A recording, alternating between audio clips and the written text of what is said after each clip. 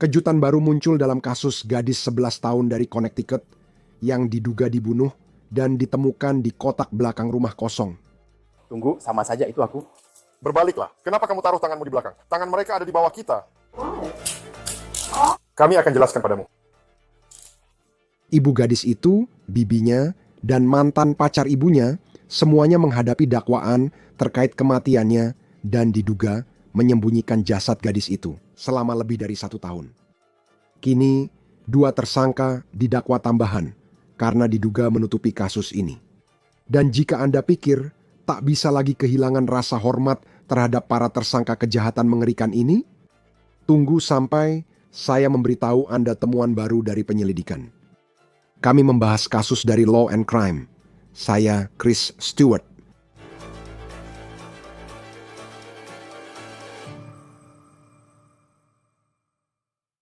Pihak berwenang di New Britain, Connecticut, menyatakan Mimi Torres diyakini telah meninggal sekitar 1 tahun sebelum jasadnya ditemukan di belakang rumah kosong di New Britain. Hati saya hancur karena tidak ada seorang pun, baik keluarganya, teman, maupun siapapun dalam sistem yang menyadari bahwa dia telah hilang begitu lama. Ada juga rasa marah yang luar biasa yang saya rasakan terhadap seorang ibu dan 2 orang lainnya yang dituduh melakukan hal yang benar-benar tak terbayangkan terhadap gadis kecil ini.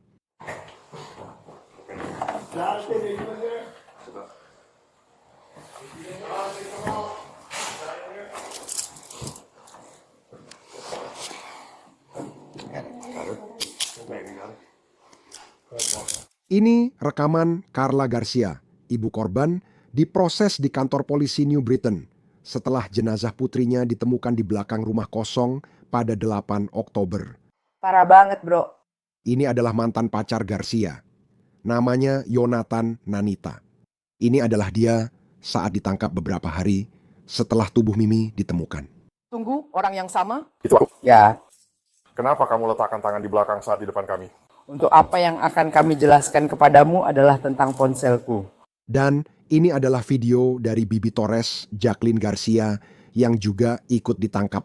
Hari ini kita fokus pada tuduhan baru yang dihadapi Carla Garcia dan Jonathan Nanita. Ini merupakan tuduhan yang terungkap selama penyelidikan berlangsung. Tapi sebelum saya membahas apa saja tuduhan baru itu, dan memang dalam banyak hal tuduhan itu sangat mengejutkan. Meskipun sulit membuat cerita ini jadi lebih mengejutkan dan menjijikkan dari yang sudah ada. Penting untuk melihat latar belakang kasus ini agar kita bisa memahami bagaimana kasus ini bisa sampai ke titik ini. Bagaimana kita sampai pada tuduhan-tuduhan baru ini. Gadis muda ini dibunuh. Izinkan saya menjelaskan bagaimana kisah ini terjadi. Kisah ini dimulai dengan gadis yang sangat penting untuk kita fokuskan. Namanya adalah Jacqueline Torres. Namanya Mimi, usianya baru 11 tahun pada 8 Oktober. Polisi menemukan jasadnya di kontainer belakang rumah kosong di New Britain, Connecticut. Jacqueline kemungkinan besar meninggal pada musim gugur tahun 2024 saat keluarganya masih tinggal di Farmington. Bukti menunjukkan Jacqueline mengalami kekerasan fisik berkepanjangan dan kekurangan gizi sebelum meninggal. Itu konferensi pers WTNH di Connecticut. Saat penegak hukum mengungkapkan fakta mengejutkan bahwa mereka yakin gadis 11 tahun itu telah meninggal sekitar 1 tahun. Namun, ibunya, tantenya, dan pacar ibunya saat itu diduga menyembunyikan jasadnya. Menurut surat perintah penangkapan yang didapat Law and Crime, polisi menyatakan Jacqueline kelaparan, diikat zip tie sebagai hukuman, dan dibiarkan meninggal di rumah keluarganya di Farmington, Connecticut, musim gugur lalu, sebelum akhirnya dipindahkan ke belakang rumah beberapa minggu lalu. 2024 diduga di tangan ibunya, pacar ibunya, dan tantenya.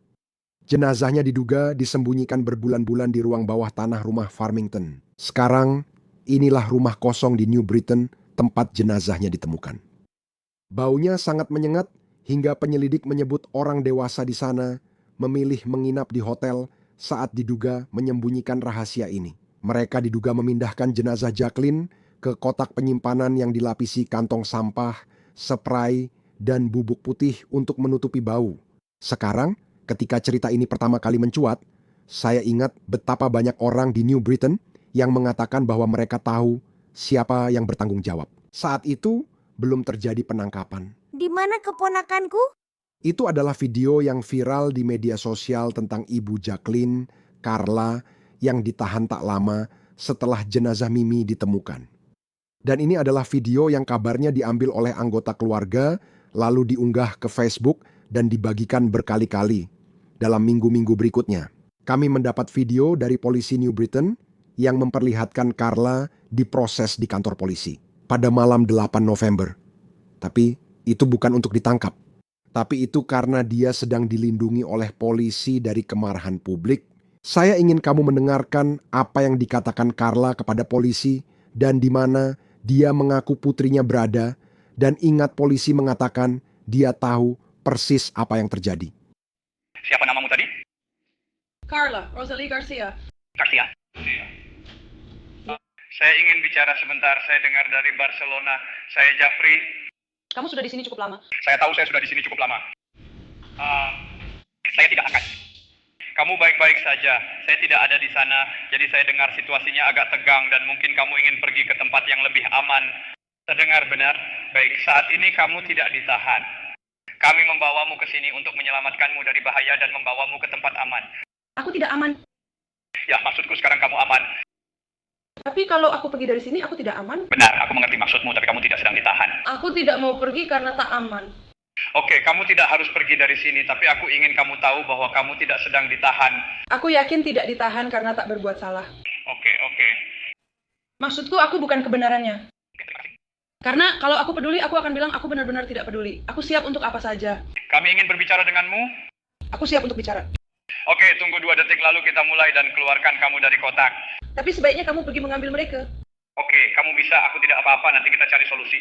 Aku akan, karena kalau mereka sialan, datang lagi sama aku bawa senjata. Iya. Ya. Aku punya anak-anak. Ya, kami akan lakukan dan ingin kamu bawa. Dengar? Tempat aku menurunkan anak-anakku, disitulah mereka pergi. Oke? Kalau terjadi sesuatu pada anak-anakku, aku pasti mengalami serangan kecemasan. Di mana anak-anakmu, di sanalah mereka semua. Itu Eddie, aku ingat. Baru saja aku siarkan supaya ada yang memeriksa. Oke, ada berapa anak di sana? 5. 5 anak. Aku punya 5 anak. 5 anak semua usia. Siapa yang tertua? 12. 12. Karena Nina adalah darah. Dan menurutku siapa yang berumur 12? Yeki? Carla Garcia melapor ke polisi bahwa putrinya, Jacqueline, berada di sebuah rumah di Jalan Dwight. Itu diduga kebohongan besar, dan nada suaranya sangat menarik perhatian saya karena dia berbicara seolah-olah dia adalah korban dan seolah-olah dia benar-benar peduli pada anak-anaknya. Dan ingat, polisi percaya bahwa Jacqueline telah meninggal selama kurang lebih 1 tahun, dan Garcia diduga telah menyembunyikan jasadnya. Sekarang, berikut adalah foto-foto tahanan dari orang-orang yang menghadapi dakwaan dalam kasus ini. Carla Garcia, ibu dari Jacqueline, Jacqueline Garcia yang merupakan saudara perempuan Carla dan tante dari Mimi, lalu Jonathan Nanita, mantan pacar Garcia. Sekarang, Anda mendengar Garcia diduga mencoba menyesatkan polisi sehari setelah jasad putrinya ditemukan. Ini menurut kutipan surat perintah penangkapannya. Garcia awalnya memberitahu detektif New Britain bahwa putrinya baik-baik saja dan sedang mengunjungi teman. Ini lagi yang dia katakan ke petugas sebelum dibawa ke detektif untuk wawancara. Tuhan memberkati Anda. Saya hanya punya 2. Kalau banyak, ada banyak hal terjadi. Kami akan bicara dengan Anda. Saya prihatin atas apa yang Anda alami. Maaf. Saya tidak ingin bahagia bersama anak-anak saya untuk... Of course. Tentu saja. Adakah yang ingin Anda hubungi untuk datang ke sini? Bisakah kamu menemukan ponselku? Kami akan mencarinya agar bisa mendatangkan seseorang untuk mendukungmu. Aku perlu bicara dengan... Aku butuh adikku perempuan. Siapa namanya? Jacqueline Watt? Aku adalah sponsornya. Apa nama belakangnya? Semua naik. Saudarinya di Jalan Kelsey. Tidak, dia tidak bermaksud. Di Fairview. Apa yang akan terjadi pada kakakku? Dia sedang dalam perjalanannya. Di Dwight, dia tinggal di sana. Tremont bersamaku. Apakah adik perempuanmu ada di sana? Ya, dan mereka mencoba menyerangnya. Seluruh shift sudah aku kirim ke sana. Ya, seluruh shift sudah di sana.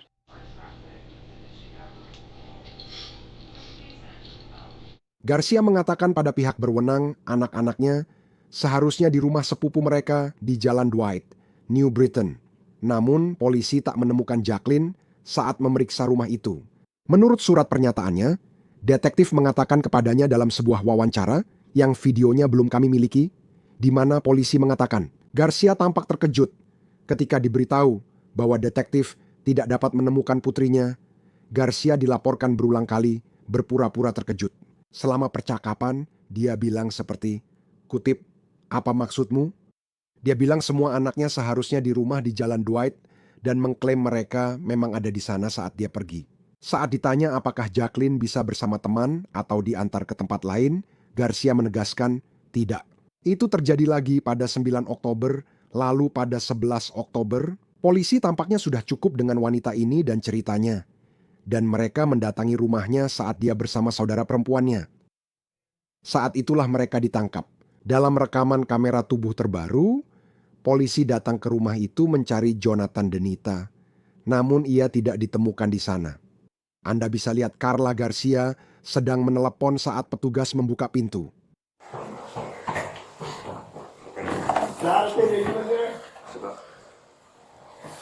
Kamu ingin membawa mereka keluar?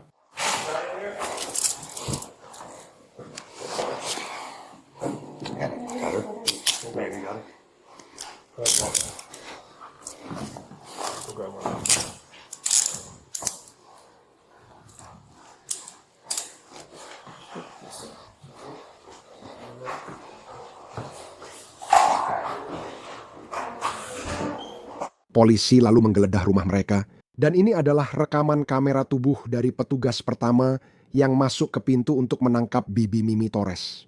Mereka keluar dari kota. Dia tidak ada di sini. Kita cek saja ya. Jacqueline di sini, adikmu juga, di mana dia? Jonathan, Kamu di sini? Jonathan, keluarlah. Dia tidak di sini?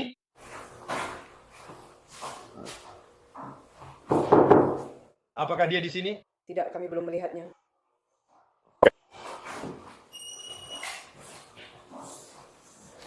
Apa kabar Jacqueline? Oh, tunggu, sama saja. Ini aku. Berbalik. Kenapa tanganmu di belakang? Kamu dikendalikan kami. Untuk apa? Kami akan jelaskan. Bisa ambilkan ponselku? Ya, kami bisa ambilkan ponselmu. Bukan yang itu. Terima kasih atas kerjasamanya. Aku hanya penasaran. Aku akan menjelaskan semuanya.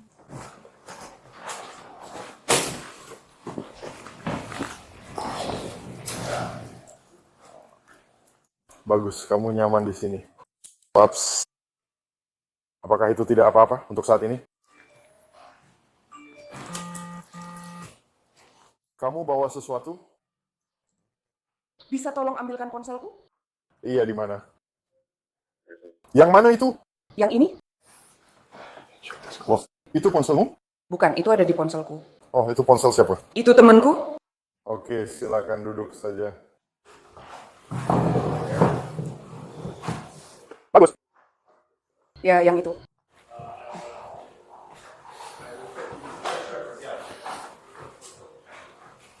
Terima kasih.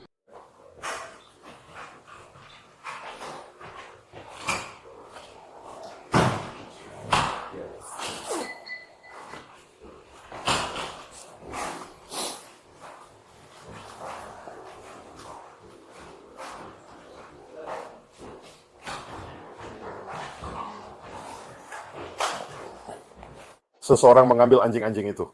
Iya. Dia datang malam itu. Tentu saja. Dia tidak. Apakah dia mengembalikannya, termasuk anak-anak anjing itu? Iya. Baiklah, kamu sudah pakai sepatu, kan? Iya, oke. Tunggu, ini akan keren, kan? Sedikit. Bisa ambilkan sweaterku? Ya, untuk sekarang kita bisa ambilkan satu untukmu. Sweaterku ada di dalam sana. Ya, di mana itu? Tunggu, di mana pikiran putriku?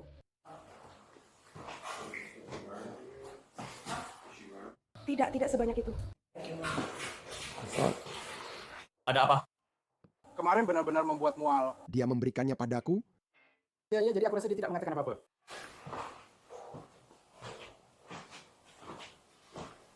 Jacqueline, di mana itu akan berada? Bisa aku ambil? Bisa aku bangun? Ya, itu tidak ada di sini, selain di lemari. Sweatshirt.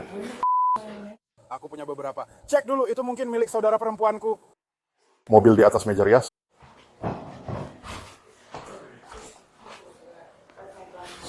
Tidak, itu tidak ada di sini.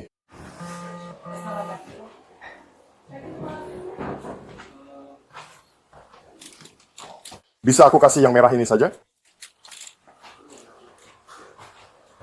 Apakah ini tidak apa-apa? Tidak, maksudmu apa? Tidak, maksudmu apa? Tidak, sekarang kamu jadi pilih-pilih. Cukup letakkan di atas rambutmu. Iya. Kamu ingin seperti meletakkannya di atas kepalamu. Tidak ada yang melihatku. Tidak, kita akan memindahkannya.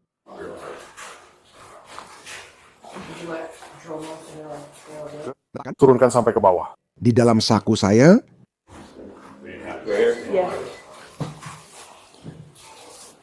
di bagian depan. Apa? Tarik ke depan.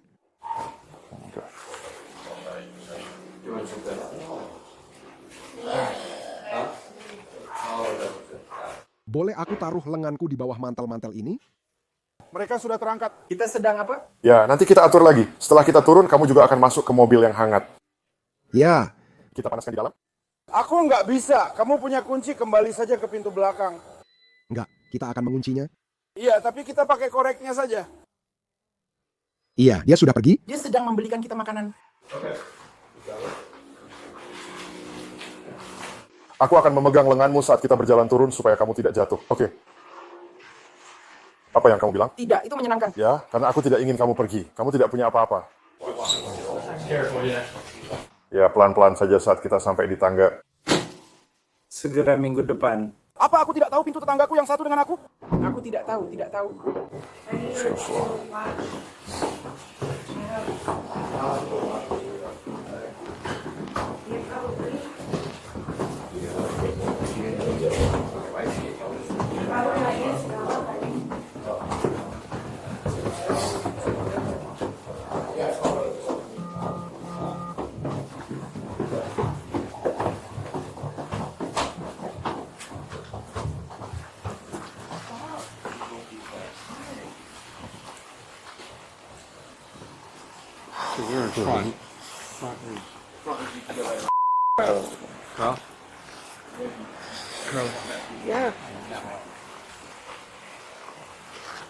Aku tidak tahu di mana.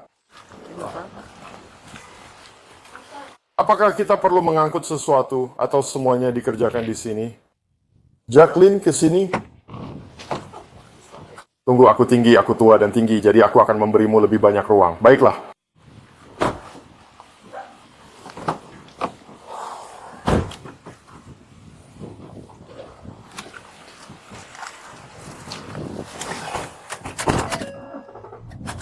Kita akan naik sekarang. Saudari-saudari Garcia terlihat tenang dan santai, bahkan tersenyum saat tiba di rumah bersama petugas.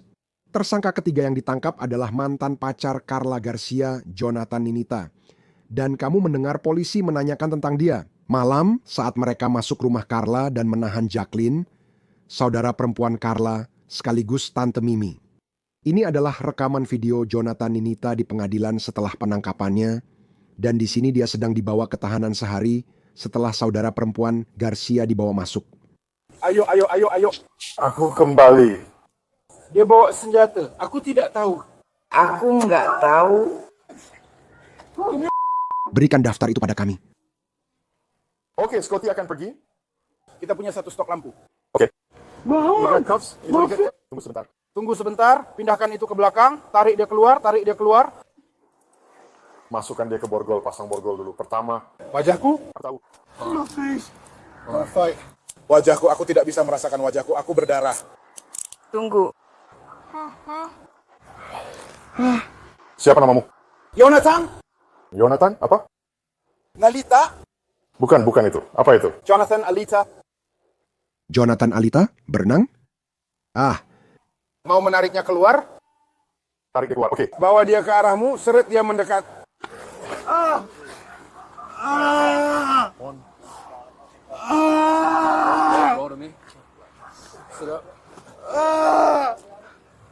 Ya, aku akan panggil yang spesial sekarang.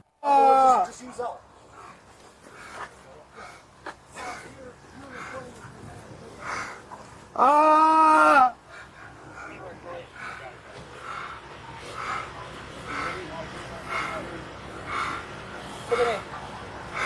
Let me see your face.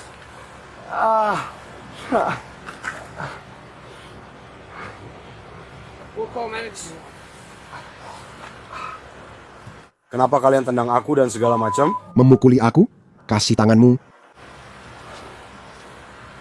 Aku memborgolmu. Bro, Bro, kalian memukuli aku, bukan kamu. Ya, kalian yang mukul. dengar bro, nanti akan diperiksa. Jangan khawatir soal itu. Ayolah bro, tapi kalian nggak perlu melakukan itu. Aku ingin menyerahkan diri, kalian tak perlu lakukan itu.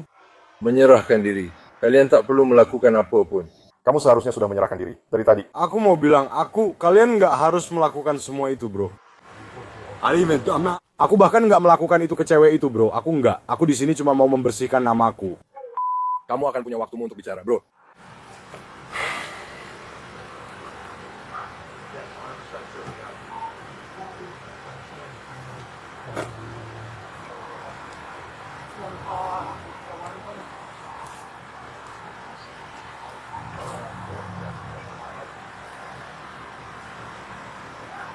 Selamat pagi, teman-teman.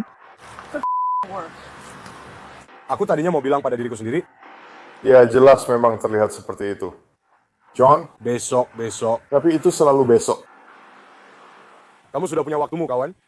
Ya, Kamu sudah punya waktumu. hari ini waktumu. Ya, aku rasa itu. 921, sekarang kamu bisa menyerahkan diri.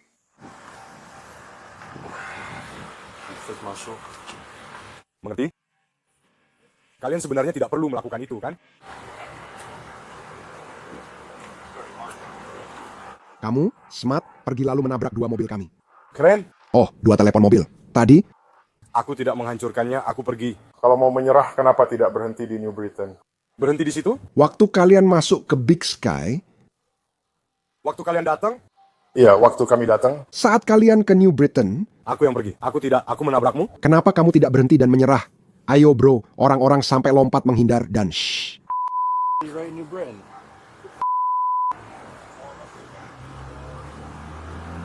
Aku tidak tahu. Aku tidak tahu. Oh, Nanita mengaku akan menyerahkan diri dan menyatakan dirinya tidak bersalah. Dia lalu dimasukkan ke belakang mobil polisi. Jonathan Halo. Aku baik-baik saja.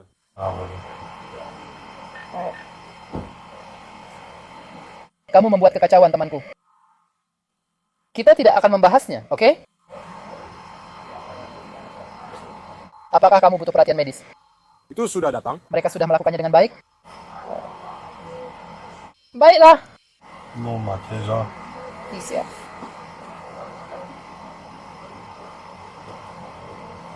Baiklah.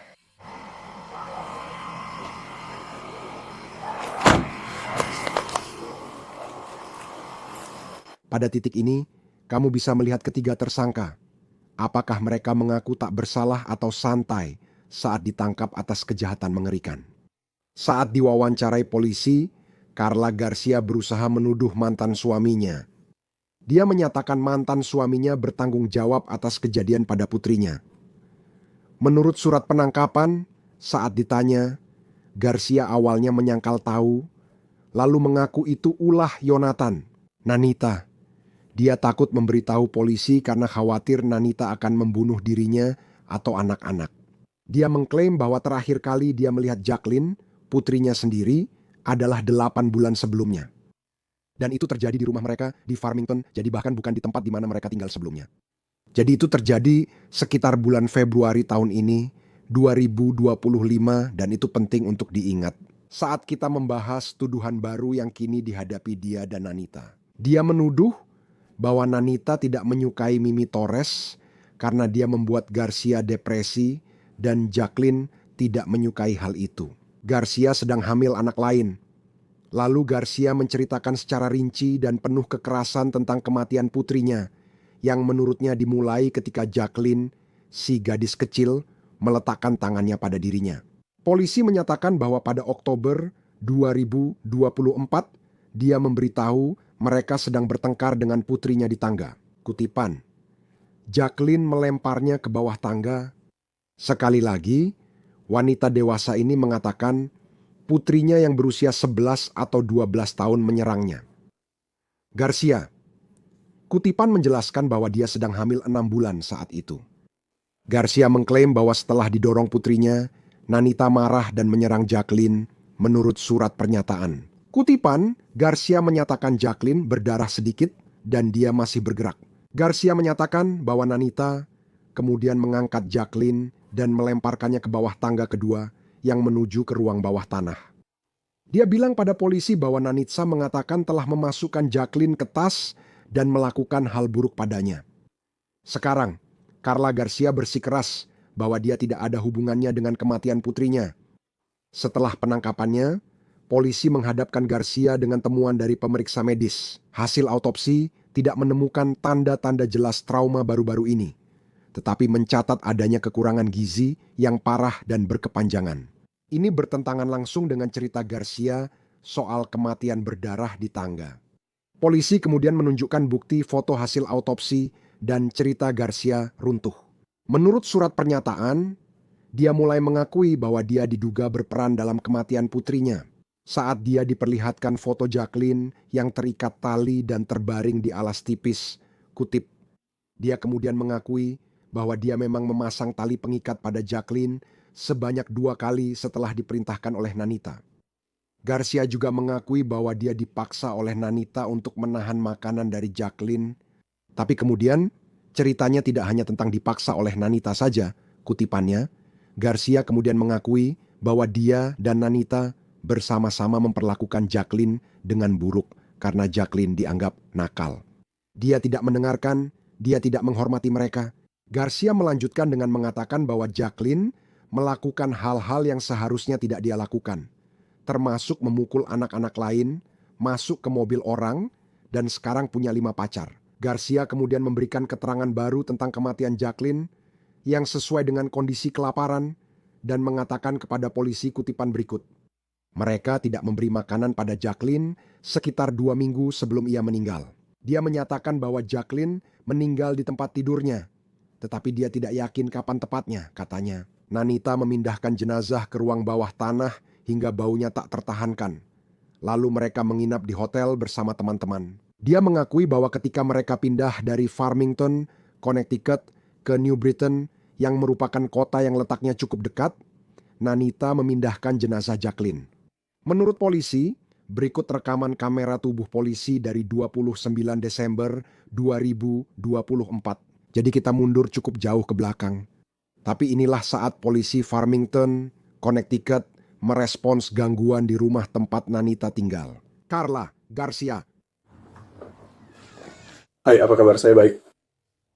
Apakah semuanya baik-baik saja? Iya. Kami menerima telepon tentang suara bising dari apartemen Anda. Mereka selalu menelepon. Oke. Semuanya baik-baik saja kok. Semuanya baik-baik saja? Iya. Apakah ada orang lain di rumah bersamamu? Hanya bayi-bayi saja dan pacarku. Oke, apakah pacarmu ada di sini? Iya. Boleh aku bicara dengannya? Hei.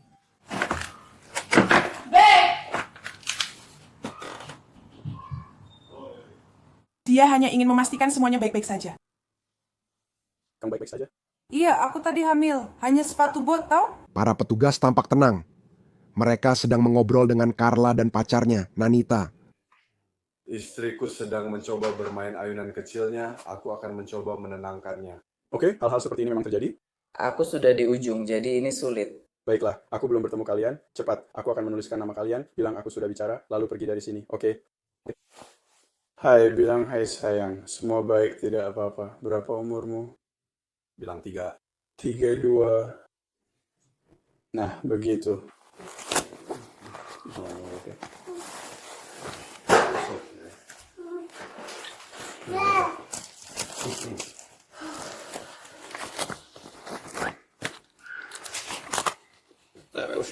Carla. Apa KK Daniel, Carla? Nama belakangmu siapa? Garcia. Selamat ulang tahun, Carla. Dan apa tawaran Anda? Yonatan, Wayonan. apa yang aku lakukan? Yonatan, Jonathan. Apa nama belakangnya Nanita? Nanita. Selamat ulang tahun. Sudah berapa lama kalian di sini? Oh, Di sini semuanya baik-baik saja. Ya, kadang dindingnya adalah kamu saat menata apartemen butuh waktu. David, ayo main. Sejak pindah ke sini, Ini bukan pertama kali. Oke. kita sebenarnya akan pindah. Oh, sungguhan. Ya, pada kelelawar. Ya, maksudku sayangnya kadang-kadang dengan apartemen kamu benar-benar nggak bisa memperlakukan tetanggamu dengan baik. Setiap orang punya cara hidup berbeda. Kadang hal itu memang berbenturan. Tolong beri aku 1 menit. Oke, baiklah.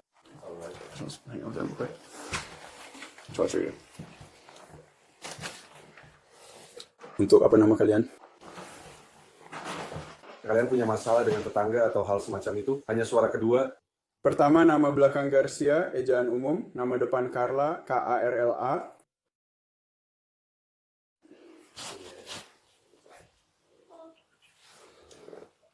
Nama belakang Nanita, Nanita. Nama depan Jonathan, ejaan umum. Saya punya keheningan. Kadang-kadang dia sendirian. Oh, dia berbalik dengan lambat. Maaf.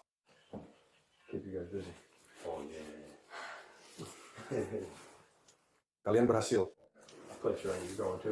Iya, benar.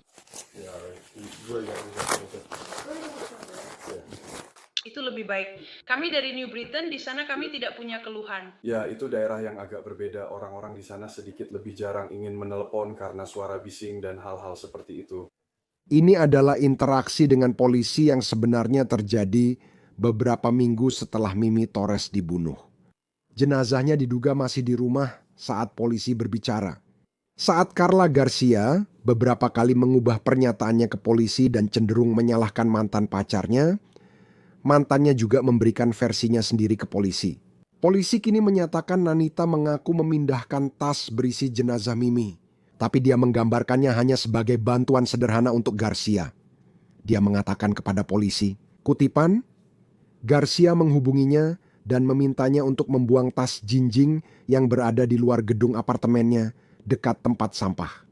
Dia pergi ke apartemen Garcia di Jalan Tremont, New Britain bersama pacarnya, menaruh tas di truk, lalu mengikuti instruksi Garcia pergi ke pemakaman terdekat untuk menyembunyikan tas itu. Nanita bilang Garcia membantunya memasukkan kotak ke truk, tapi dia membantahnya. Polisi menanyakan isi kotak itu kepada Nanita, dan inilah yang dia jawab. Kutipan, dia pertama kali menyatakan bahwa dia tidak tahu siapa yang ada di dalam kotak itu. Petugas kemudian bertanya lagi kepadanya siapa yang ada di dalam kotak itu, dan dia hanya mengangkat bahu. Lalu dia berkata, saya belum melihat Jacqueline. Petugas lain bertanya apakah dia tahu itu Jacqueline, lalu dia mengangguk dan berkata, ya, sekarang. Sementara Carla Garcia menggambarkan serangan yang brutal dan berdarah terhadap Jacqueline. Nanita menyatakan dirinya hanya saksi akibat peristiwa tak diketahui. Sementara Garcia dan saudara perempuannya hadir dan bertanggung jawab. Dia diduga mengatakan kepada detektif bahwa dia masuk ke rumah Farmington dan, kutip, melihat darah di seluruh dinding di sepanjang tangga. Nanita menyatakan bahwa dia bertanya apa yang terjadi dan mereka mengatakan bahwa mereka tidak tahu. Jonathan, Nanita menyatakan bahwa Garcia dan 4 anak berada di lantai atas di sebuah kamar. Tetapi Jacqueline Torres Garcia, dia tidak ada. Nanita menyatakan bahwa dia panik dan dia meninggalkan apartemen tanpa mengetahui apa yang terjadi. Dia mengaku kembali keesokan harinya dan mendapati darahnya sudah dibersihkan. Dan dia tidak pernah melihat Jacqueline lagi. Dan begitulah akhirnya. Dia membantah pernah menyakiti Jacqueline. Polisi menyebut dia menyarankan dalam wawancaranya bahwa Garcia yang bertanggung jawab. Jadi sekarang Anda melihat cerita yang saling bertentangan ini bolak-balik. Untuk sang bibi, namanya juga Jacqueline. Namun nama belakangnya adalah Garcia. Dia adalah wanita yang tampak sangat terkejut saat dia ditangkap. Tunggu, orang yang sama? Itu aku. Kenapa kamu meletakkan tanganmu di belakang punggung, Turner? Untuk apa? Nanti akan kami jelaskan.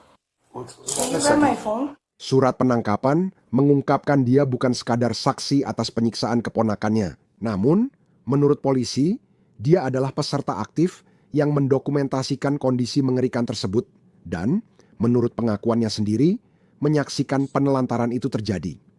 Wawancara pertamanya pada malam tanggal 8 Oktober dilakukan saat polisi mengatakan dia dalam keadaan sangat mabuk. Dan dia menggambarkan keluarganya sebagai keluarga yang normal dan bahagia. Keesokan harinya saat wawancara kedua, polisi menyatakan dia mengakui sudah lama tak melihat keponakannya.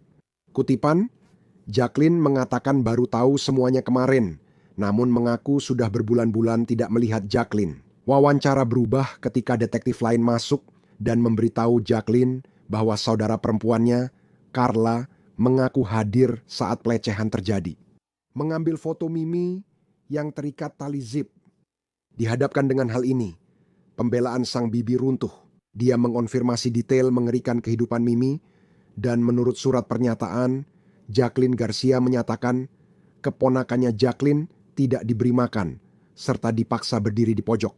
Dia mengonfirmasi bahwa kakaknya, Carla, dan pacar Carla, Nanita Zip, mengikat Jacqueline sebagai hukuman, dan seringkali menahan dia di pojok ruangan di mana dia buang air besar dan buang air kecil pada dirinya sendiri. Pemeriksa medis menyimpulkan kematian Torres akibat kekerasan fatal pada anak dan kelaparan. Itu menurut WTIC-TV. Dia sangat kekurangan gizi dan berat badannya hanya 12,25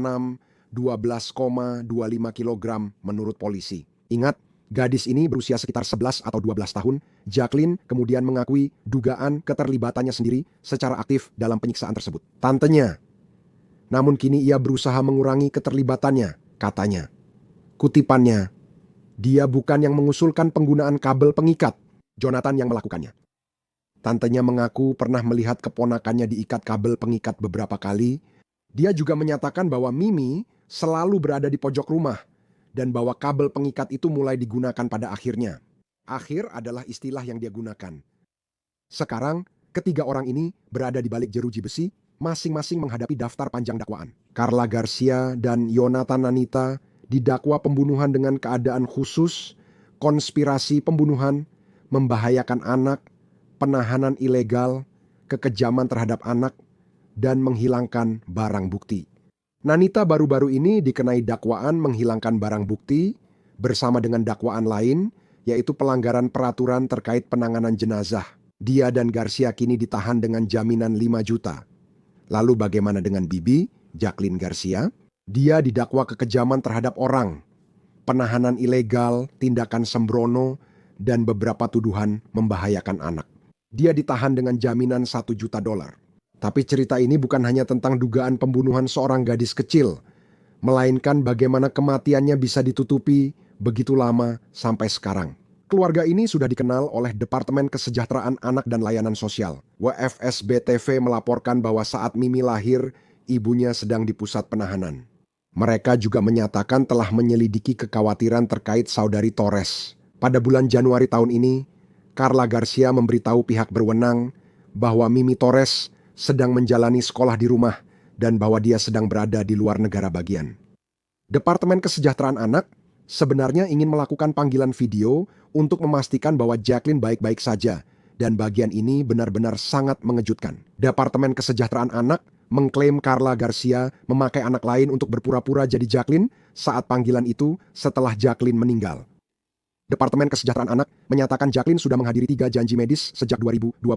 Mereka tidak menerima laporan pelecehan atau penelantaran dari kunjungan itu.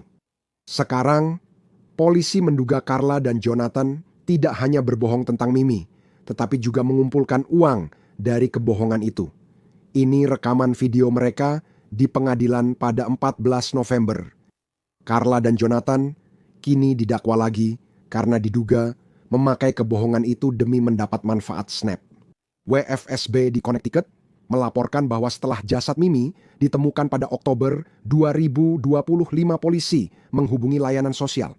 Dan mereka melihat bahwa Garcia masih menerima manfaat Snap untuk Mimi.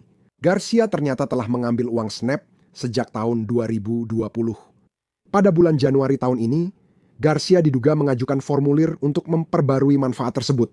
Dan dia mengatakan bahwa Jacqueline masih menjadi bagian dari keluarganya. Ini terjadi beberapa bulan setelah polisi mengatakan bahwa mereka yakin gadis itu sudah meninggal. Nanita dituduh karena Garcia melaporkannya sebagai anggota rumah tangga meski dia sudah menerima manfaat Supplemental Nutrition Assistance program sendiri. Secara terpisah, WFSB mengatakan belum jelas berapa banyak manfaat yang diduga diperoleh Garcia secara curang, tetapi Nanita dituduh mengambil lebih dari 2.800. Itu bukan miliknya. Garcia didakwa konspirasi pencurian tingkat pertama dengan menipu publik, sedangkan Nanita didakwa pencurian tingkat pertama dengan menipu publik.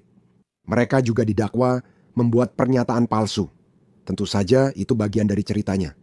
Ini sebenarnya hanya berada di bayang-bayang kasus yang menjijikkan dan mengganggu yang telah kita ikuti. Tentang apa yang diduga terjadi pada seorang gadis muda yang begitu dilupakan oleh begitu banyak orang sampai semuanya sudah terlambat, itulah yang terjadi.